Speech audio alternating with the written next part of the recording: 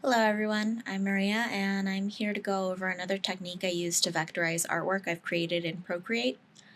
As I've mentioned in other videos, I like drawing in Procreate because it's easy, intuitive, and feels natural. The downside is that Procreate art is not scalable the way a vector is, so I turn my drawings into vector graphics using Adobe Illustrator. There's a few methods to this, and I've gone over another method before, but today I'm going to focus on lined artwork like the kind that you see here. Okay, so I've already opened this up.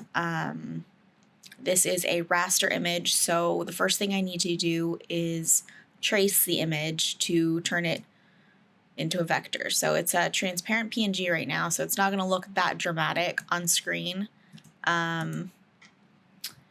But if you look closely, you can see that it is a raster image because you can see the pixelation when you zoom in.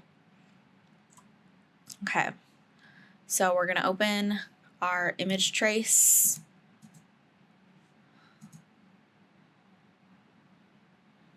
Okay, I'm going to open up the panel here and open up the advanced settings. We're going to ignore white as usual, and because we don't have paths for all of the white spaces now, all of the paths for the black spaces now look bigger. So we're going to adjust the threshold. We're going to drop that down. Nice. And I think, yeah, that looks pretty good to me. So I'm going to go ahead and expand it. Okay. So in another version of this kind of tutorial, I had a lot of fill areas, kind of like this black area with the butterflies. Everything was a fill area, and I was able to select each of those areas and just change the color. In this case, we have spaces, blank spaces in enclosed paths, but they themselves do not have any fill. So this is what we're going to use the live paint tool for. So with this whole thing selected, we're going to go to the live paint bucket tool. It might be hiding behind the shape builder tool. So just right click and open that. And here we're going to need to bring in a color palette because I opened up a raster image in Illustrator. For some reason, it will not give you any color swatches when you do that. So I'm going to open up some of my own and just click on the color groups to add them to the swatch panel. Okay, and I'm going to start with this dark green here. And I'm just going to start clicking and filling these areas. And this part is really boring because there are a lot of paths to fill.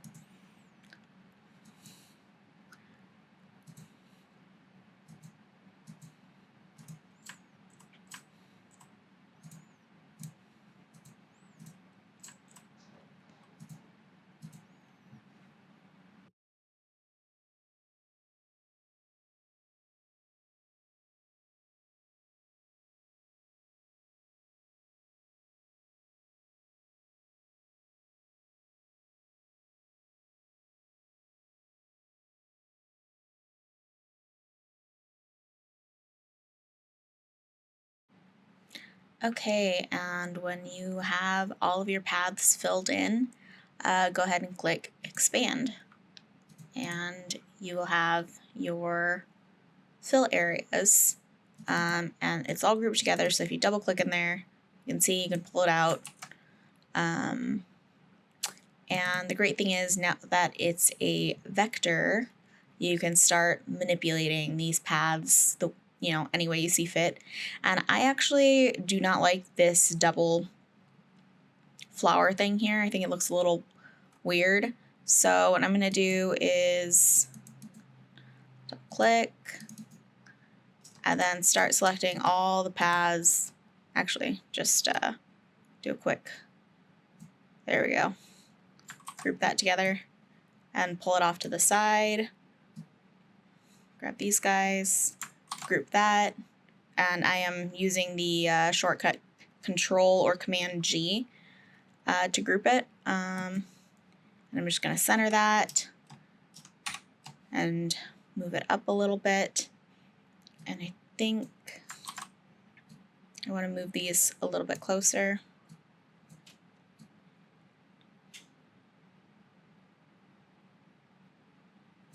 Yeah, that looks close enough.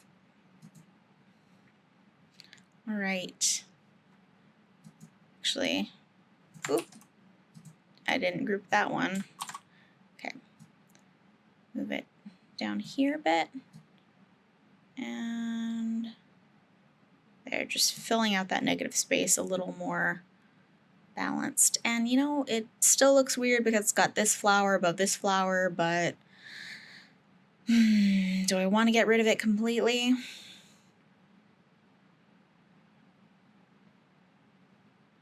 Maybe if I just make it smaller. And here's the thing, the lined areas are now they're now fill areas. Even though they look like outlines, they're still treated as fill areas. So they are actually going to decrease in size as you scale down.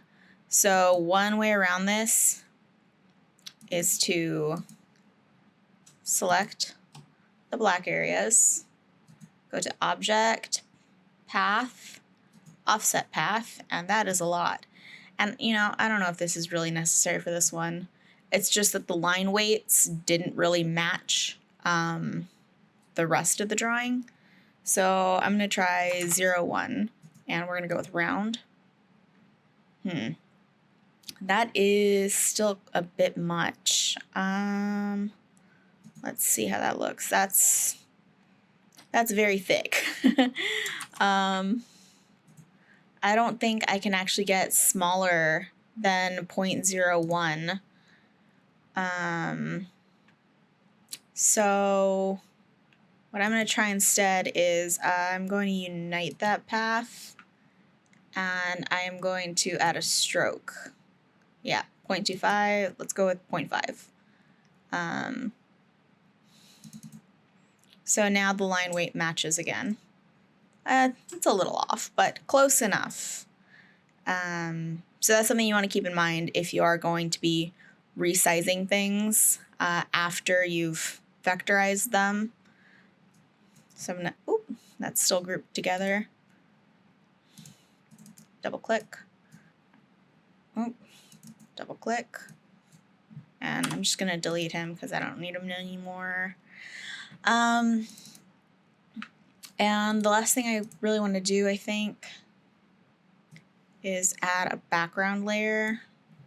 So I'm going to hold Control Shift left bracket, and I'm going to make this like a beigey color. Is that too beige? I don't know. But at this point, if you wanted to recolor your artwork, you could. You want to make any adjustments, that's the beauty of a vector graphic. You can easily change your colors. So, ooh, I like that. We lose some depth of colors, so I might want to actually go into advanced options and manipulate each color one by one. Let's see what other options we have. Baroque. Impressionism, no. Let's see. Nope.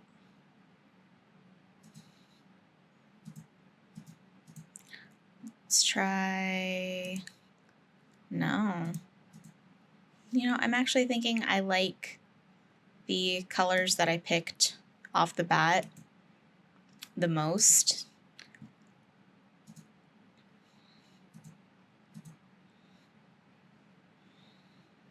And right now, what I'm doing is just basically selecting another color palette. So it's going to assign the closest colors in that palette to each color that is in your artwork. But you don't have to stick with that. You can rotate the wheel and completely recolor it.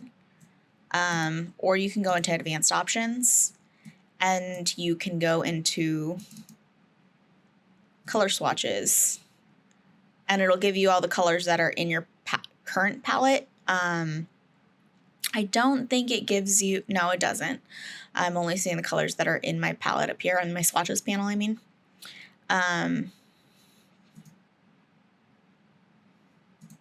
Yeah. But if you wanted a specific color palette, like the ones that we were looking through that you had in mind, you could just open it up here and add it to your swatches panel. I think it's a little tedious, but if you really wanted to choose from one of those palettes and you wanted to be a little picky about which color you wanted to change into what, you could just grab it, go in your color swatches, and then pick the appropriate color.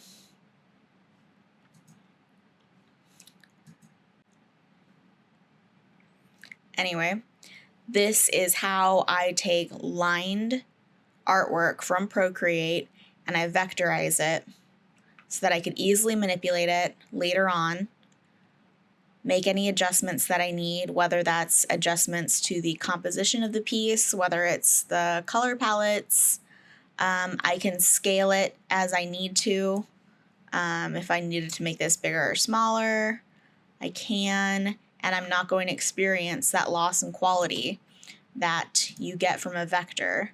If you remember in the beginning, I zoomed in a lot and it got pixelated, but you're not going to see that with a vector graphic.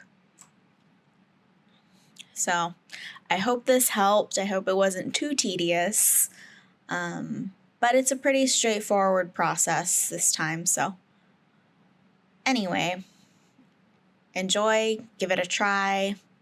Let me know how it worked out for you or if there's anything else you want to see. Bye.